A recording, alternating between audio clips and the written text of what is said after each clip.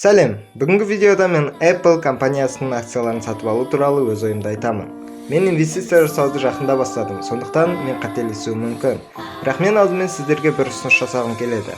Егер сізде брокерлік шотыңыз бар болса және инвестиция жасаумен айналысып жүрсеңіз, немесе жақын арада бастағыңыз келсе, осы видеоның астында WhatsApp группаға сілтеме қалдырамын. Сол арқылы өтіп, жаңадан ашылған қазақстандық инвесторлар дискуссия жасайтын чатқа қосылуларыңызды сұраймын. Біз сол жерде бір-бірімізбен шұғыл жаңалықтармен бөлісе аламыз, сұрақ қойып, жауап ала аламыз, кеңес бере аламыз. Сондықтан қосылыңыздар, мен сіздерді күтемін. Енді видеоның тақырыбы бойынша сөз қозғаймын. Қазір Apple акцияларын сатып алу керек пе? Apple компаниясының акциялары бөлінгеннен кейін Apple акциялары қарапайым инвесторлар үшін $100 тұратын болды. Сплитқа дейінгі $600 қарағанда қолжетімді болды. Бірақ бұл компанияға инвестиция салуды бастау керек пе? Енді бұл туралы сөйлесейік. Apple американдық корпорация. Дербес және планшеттік компьютерлер, аудио ойнатқыштар, смартфондар, бағдарламалар, жасақтама өндіруші және компьютерлер мен графикалық интерфейсі бар заманауи көп функциялы операциялық жүйелер саласындағы алғашқы бастаушылардың бірі. Бүгінгі таңда компанияның капитализациясы шамамен $2 триллион құрайды. Тек осы сандар туралы ойланыңыз. Жақында капиталдандыру $2 триллионнан асты. Жақсы, әрине, компания өте қымбат, миллиондаған жанкүйерлері бар. Оның құрылғылары мектептегі ыстық пирожки сияқты сатылады. Яғни осыған сүйене отырып, Apple бұл жетілген тұрақты компания деп қорытынды жасауға болады. Ақша ағындарын қарастырайық. Графикте тренд айқын көрінеді. Кіріс пен пайда өсуде, бірақ соңғы 3 жылда тоқырау байқалады. Кіріс іс жүзінде өспейді, ал таза пайда бір жерде тоқтап қалды. Бұл туралы ойланудың қажеті жоқ па? Сонымен қоса, соңғы 3 жылда борыштық жүктеме еселеп өсті. Ақша ағымының бәрі тұрақты, жалпы мұнда сұрақтарым жоқ. Apple дивидендтер төлейді. Бүгінгі күні 0,17% аз. Бұл көп емес, әр 90 сайын төлейді. Таза пайданың тек 24%-ын дивиденд төлеуге жұмсайды. Соңғы 5 жылда дивидендтері жылына орта есеппен 10%-ға арттырады. Мультипликаторларына назар аударайық. P-ның еге бөліндісі 35. Акцияның бағасы мен табысының қатынасы. Яғни, егер қазір акцияны сатып алсан, ол өзін 35 жылда ақтайды деген сөз.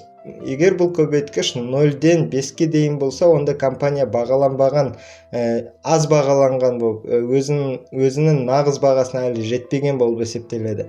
Егер көп болса, мүмкін тым қатты артық бағаланған және оны сатып алудың керегі жоқ деген сөзді білдіреді.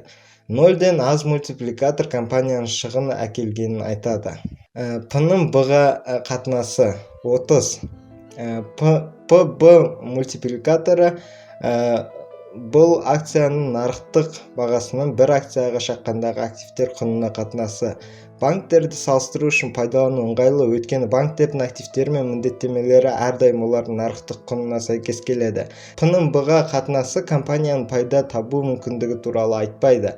Бірақ акционер тез арада банкрот болған жағдайда компаниядан қалған нәрсе үшін артық төлем жасамайтындығы туралы түсінік береді. P-ның B-ға 1-ден аз болса, онда ол жақсы. Егер компания банкротқа ұшыраса және акционерлерге өз үлестерін қайтаруға рұқсат етілсе, онда оларға қайтаратын нәрсе болады. P-ның B-ға қатынасы 1-ден үлкен болса, жаман. Егер компания банкротқа ұшыраса және акционерлерге акцияларды қайтаруға рұқсат етілсе, онда бәріне жетпейді. P-ның S-ға қатынасы 7. P-ның S-ға қатынасы мультипликаторы бұл акцияның нарықтық бағасының бір акцияға шаққандағы кіріске қатынасы. Ол маржа бір деңгейде болатын бір саладағы компанияларын салыстыру үшін қолданылады. Табыс, мысалы, сауда үшін тиісті пайда немесе ақша ағынын дәйекті түрде жасайды деп саналатын салалар үшін ең қолданылады. 2-ден кем коэффициент мәні норма болып саналады. P-ның S-ға қатынасы 1-ден төмен болса, бағаланбағанын көрсетеді. P-ның S-ға қатынасының артықшылығы оны барлық компаниялар үшін есептеуге болады, өйткені оның мәні тек 10 болады, өйткені кіріс тек 10 болуы мүмкін.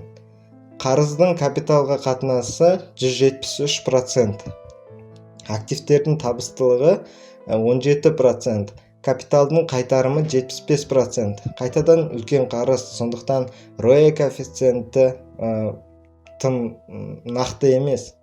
маржа 24%. Қандай қорытынды жасаймыз? Тіпті американдық нарық стандарттары бойынша компания өте қымбат. Инвесторлар болашақта оған үлкен үміт артады. Apple неге соншалықты қымбат? Компания өзінің акцияларын нарықтан агрессивті түрде сатып алады. Бұл баға ұсыныстарының жоғары қарқынмен көтереді.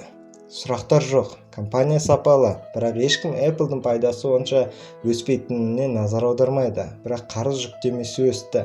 Инсайдерлік мәмілелер бойынша не бар? Негізінен сату, бірақ бұл сатылымдар бізге ештеңе айтпайды. Өйткені менеджмент өзінің акция пакетін жай ғана қолма-қол ақшаға айналдыра алады. Әсіресе компания өте жоғары сауда жасайтын сәттерде. Тағы бір сұрақ туындайды. Apple әрқашан соншалықты қымбат болды ма? Жоқ.